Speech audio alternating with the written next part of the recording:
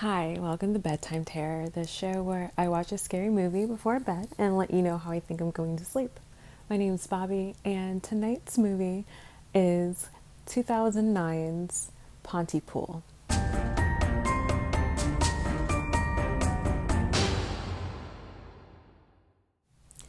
So there will be some spoilers, so you've been warned. Pontypool is about Grant Mazzy, who is kind of like a shock jock and has recently started working in this little small radio station in this tiny town called Pontypool. And, the radio station's so small and underfunded that it's out of a church, and their eye in the sky weather chopper is actually a guy that drives his Dodge Dart and sits on like the highest hill and looks over. So yeah, like he's not too happy about where he is currently working at. And as he's inside, they start to hear some, rumblings of what they suspect first is a riot of sorts outside of a doctor's office.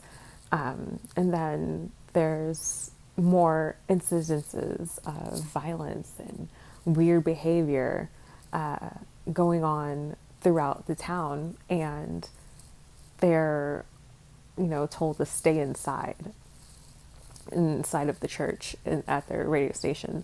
So they have no idea what's happening outside of them, outside of those that building, and they're only able to imagine what's going on as they're slowly getting in some reports from like the BBC and what people on the outside that who are able to reach and call them are reporting.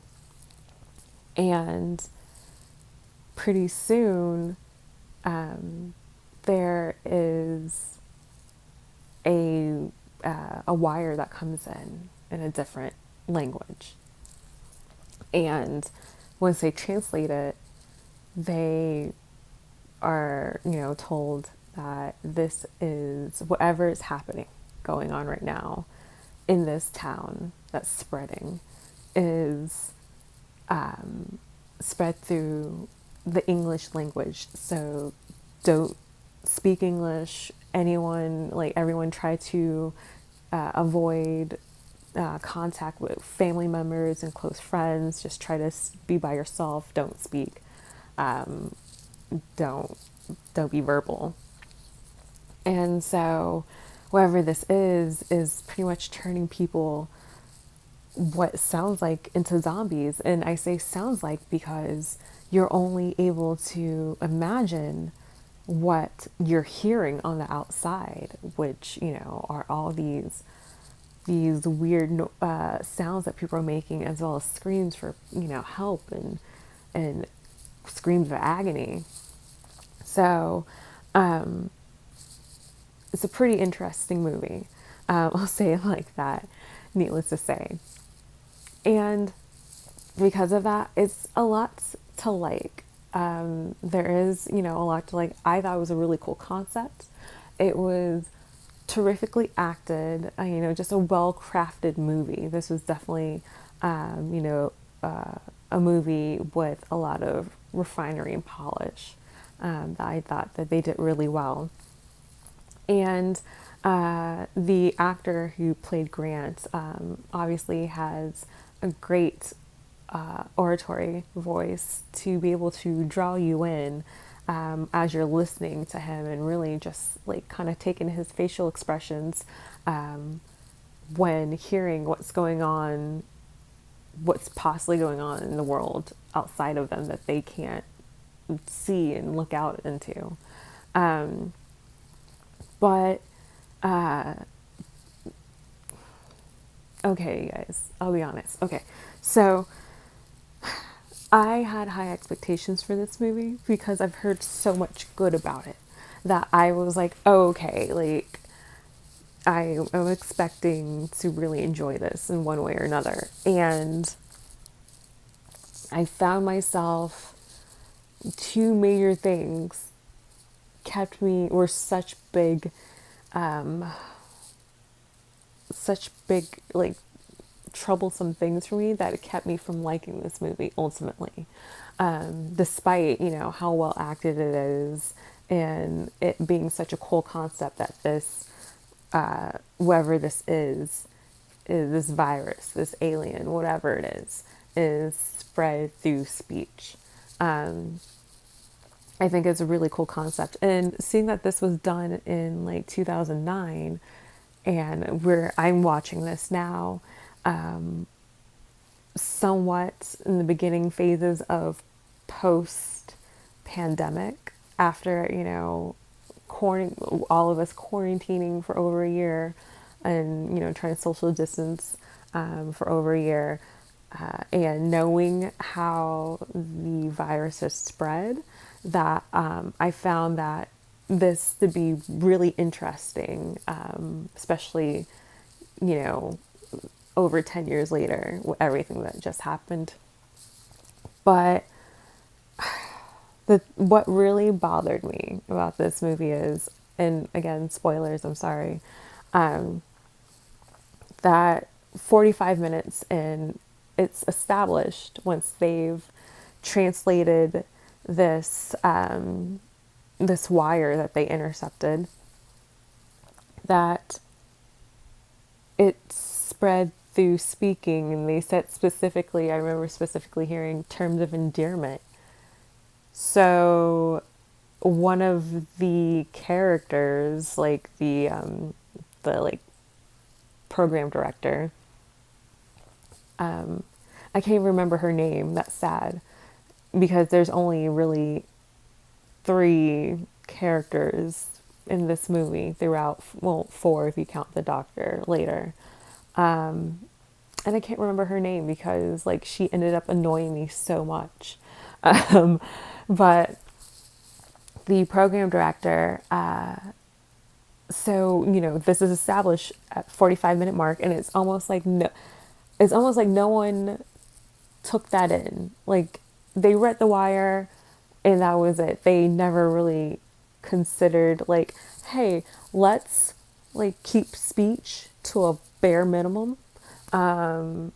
Like terms of endearment, we're not, none of that. Like, no, like what does she do? She calls her kids, and honestly, it's like almost every other word off her mouth is honey, baby, sweetie, darling, love. Like, shut up, bitch. Like, oh my gosh, it was so annoying. Like, it was so annoying. And it's almost like, did no one like comprehend, that it did not sink into everyone what's happening? Like, we not only should we not speak, but like, pet names are no go. Like, send your kid a text. Whatever it is, it can wait. Like, dude, like, this isn't necessary. You selfish. So that, and it kept happening throughout the movie. When one of the three characters, Carol Ann, starts to turn into this zombie, just before that, when she was saying she doesn't feel right, something feels off with her, the program director is like, honey, sweetie, you're gonna be all right. I'm like, shut up. Like, she's turning into one because of you stupid. Like, it was so annoying. And then towards the end, I don't know, I always have mixed feelings when people, like, whenever there's what I feel is a forced romance in a horror movie in a zombie apocalypse. Like, I get it. Some people are like, if we're gonna die, what's one last lay, I guess, whatever. And that I guess the bonding of like surviving a zombie apocalypse together, like, can do that for you. But it just feels so forced, and these characters had no chemistry whatsoever romantically, like none whatsoever, and it just felt so out of place and uncalled for. And again, I just really did it. I'm sorry, I don't remember her name, this character's name, but she was just so annoying and unlikable to me. Like, you know, when they finally did decide not to speak anymore and just continue to write, at one point she's like drunk, drinking, and she's just talking and like still saying honey. And I'm just like, shut up. Like, you want to go die on your own, just walk out into the zombies. Like, leave me alone, leave me out of this. And to be honest, like, I don't know, maybe my fellow introverts would understand. Extroverts may have a hard time with this, but like, if this were to happen while I'm home, I'd be straight, because as long as I have food and like hopefully you know, my Wi-Fi was still good, I'd be so good without talking to anyone for like the longest. And also, like, me and my friends, we're not nice to each other. We don't have like pet names that I say to anyone. I'm definitely not saying pet names to like my coworkers. Like, I don't do that. Much less like my friends. Like, my friends and I don't call each other like babe or honey. We're like, whatever, whore.